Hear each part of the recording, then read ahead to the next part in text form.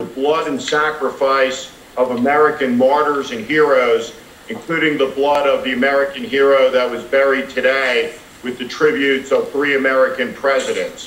In this country, we tell the government what to do, not the other way around. The point is, though, if Donald Trump could end the election, stop the election, if Donald Trump had the power to remain in office, we know for sure that he would exercise it. The reality is that he is being crushed politically. We received the worst economic news in the history of the country today.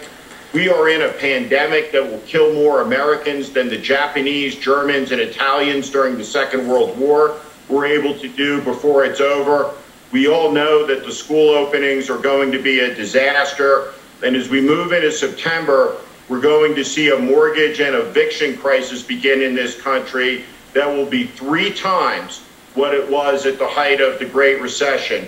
We have dark and troubled days ahead, and we see an illiberal president testing the boundaries of American democracy, which he's done for 3.5 years. And what I'll say today, Brian, lastly, is what I said 4 years ago, is fascism didn't grow and thrive in the 1930s because it was strong. It grew and thrived because democracy was weak. And we have a sick and ailing democracy in this country where there is too many of our leaders have infidelity towards small L liberal democracy and small R Republican form of government. And it's a real problem and a real crisis. Steve, I mean, on that problem and on that crisis specifically, every Democratic guardrail has been steamrolled by Donald Trump. So why do you think an election and a transfer of power will be different? Well, I think that it will be different in the sense that when Donald Trump loses the election, I doubt very much we'll see the symbolism of the peaceful transition of power. There won't be coffee at the White House. We won't see Donald Trump on the dais.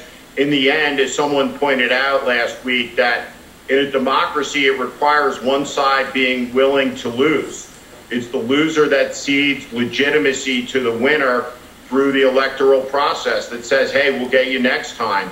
We tried, we gave a message to the American people went with the other person. Trump is ceding the ground that this election, no matter the outcome, will be illegitimate. He'll never recognize the legitimacy of it should he lose the election. And 35% of the country or so won't recognize the legitimacy of the election, which means we're in very dangerous territory. But still at the end, Donald Trump can't stop anybody from voting. Only the American people can stop themselves from voting. He can do a lot of things, and they're going to do it to make it more difficult. But when you look at the strategy, and the academic Sarah Kendzior has made this point over and over again, and it's spot on. Trump doesn't have a strategy to win the election.